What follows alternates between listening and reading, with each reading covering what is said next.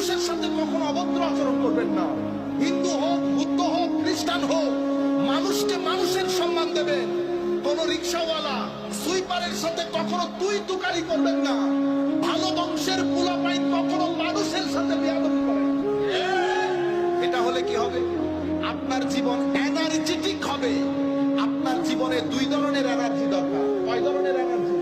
দুই ধরনের। দুনিয়া যদি এখানে থাকেন, এখানে কিছু জিনিস তো আপনার দরকার হবে। টাকা দরকার হবে, খাওয়া দরকার হবে, মা বাবা আত্মীয় স্বজন দরকার হবে, কিন্তু আপনার টার্গেট কোনটা?